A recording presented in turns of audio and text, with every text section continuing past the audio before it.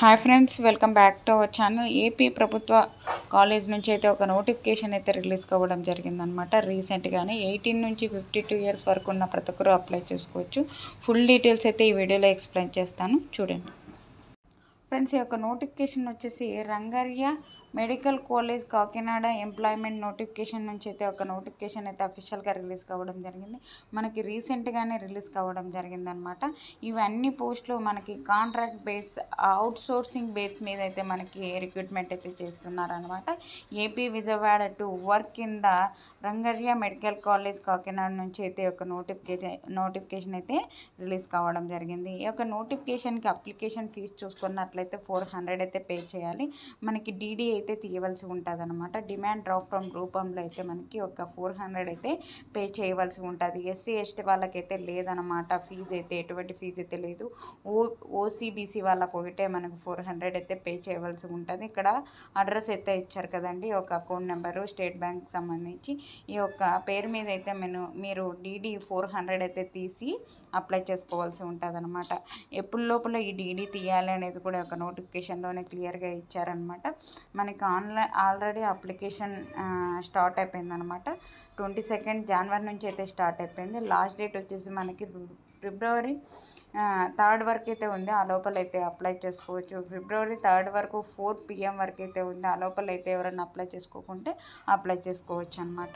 ఈ యొక్క రంగార్య medical college కాకినాడకు సంబంధించి వేకెన్సీస్ చూసుకున్నట్లయితే డేటా ఎంట్రీ ఆపరేటర్కి సంబంధించి 5 అయితే వేకెన్సీస్ ఉన్నాయి.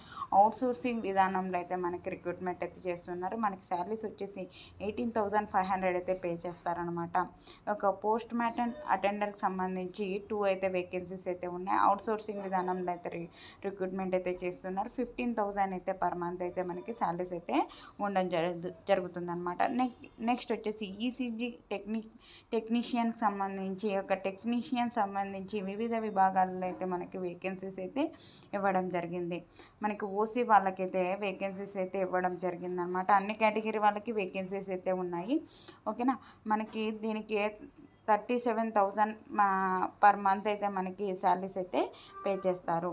నెక్స్ట్ వచ్చేసి గవర్నమెంట్ నర్సింగ్ కాలేజ్ ఈ యొక్క కాకినాడలో వచ్చేసి మనకి ఈ యొక్క దాంట్లో కూడా మనకి రిక్రూట్మెంట్ అయితే చేస్తున్నారు. జూనియర్ అసిస్టెంట్కి సంబంధించి, కంప్యూటర్ ఆపరేటర్కి సంబంధించి అయితే వేకెన్సీస్ అయితే చేస్తున్నారు. మనకి ఒక జూనియర్ అసిస్టెంట్కి సంబంధించి 3 అయితే వేకెన్సీస్ ఉన్నాయి. కంప్యూటర్ ఆపరేటర్కి సంబంధించి 2 అయితే వేకెన్సీస్ అయితే ఉన్నాయన్నమాట. మనకి ఒక జూనియర్ అసిస్టెంట్కి సంబంధించి మనకి అవుట్ సోర్సింగ్ విధానంలో అయితే మనకి వేకెన్సీస్ అయితే ఉన్నాయి. ఇక శాలరీస్ వచ్చేసి మంత్లీ మనకి 18,500 అయితే పే చేస్తారు. కంప్యూటర్ ఆపరేటర్కి సంబంధించి కూడా సేమ్ అయితే మనకి ఒక శాలరీస్ అయితే పే చేస్తారనమాట. అసిస్టెంట్ లైబ్రరీకి సంబంధించి, కీప్ వార్డెన్కి సంబంధించి, అటెండర్కి సంబంధించి, క్లాస్ రూమ్ అటెండర్కి, డ్రైవర్ హెవీ వెహికల్కి సంబంధించి, ఈ యొక్క క్లీనర్ వ్యాన్ అటెండర్కి సంబంధించి, ఆయాకి సంబంధించి, ల్యాబ్ అటెండర్, అలాగే లైబ్రరీ అటెండర్కి సంబంధించి వేకెన్సీస్ అయితే ఇవ్వడం జరిగిందనమాట. మనకి శాలరీస్ కూడా మనకి 18,500, 15,000 ఇలా సంథింగ్ అయితే మనకి శాలరీస్ అయితే ఉన్నాయి. అన్ని అవుట్ సోర్సింగ్ విధానంలో అయితే మనకి రిక్రూట్మెంట్ అయితే చేస్తున్నారనమాట. ఈ యొక్క గవర్నమెంట్ జనరల్ హాస్పిటల్ కాకినాడకు సంబంధించి కూడా మనకి వివిధ విభాగాల్లో అయితే మనకి వేకెన్సీస్ ఉన్నాయి. శాలరీస్ కూడా మాకు మంచిగా ఉన్నాయి. అవుట్ సోర్సింగ్ విధానంలో, కాంట్రాక్ట్ విధానంలో అయితే మనకి ఒక రిక్రూట్మెంట్ అయితే చేస్తున్నారనమాట. ఈ యొక్క పోస్టులకు అప్లై చేసుకోవాలి అంటే పైన వివరించాను కదండి, ఆ అన్ని పోస్టులకు అప్లై చేసుకోవాలి అంటే ఎడ్యుకేషన్ క్వాలిఫికేషన్ సంబంధించి మనకు పోస్టుల విధాలుగా అయితే మనకి ఎడ్యుకేషన్ క్వాలిఫికేషన్ అయితే ఇవ్వడం జరిగింది.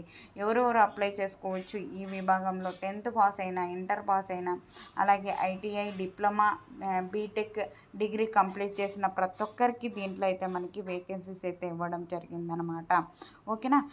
ఏజ్ లిమిట్ చూసుకున్నట్లయితే మనకి ఓసీ వాళ్ళకి 18 నుంచి 42 ఇయర్స్ వరకు ఉన్న ప్రతి ఒక్కరు అప్లై చేసుకోవచ్చు. ఎస్సీ ఎస్టీ వాళ్ళకి అయితే 47 years, physical handicap ex service మ్యాన్కి అయితే 52 ఇయర్స్ వరకు అయితే అప్లై చేసుకోవచ్చు. డీడీ వచ్చేసి మనం ఎప్పుడు లోపల తీయాలి అంటే 3rd, 2nd, 2023 ఫిబ్రవరి 3 లోపల అయితే మనమైతే అప్లై చేసుకోవాల్సి ఉంటుంది. అప్లికేషన్ ఫామ్ కూడా ఇచ్చారు.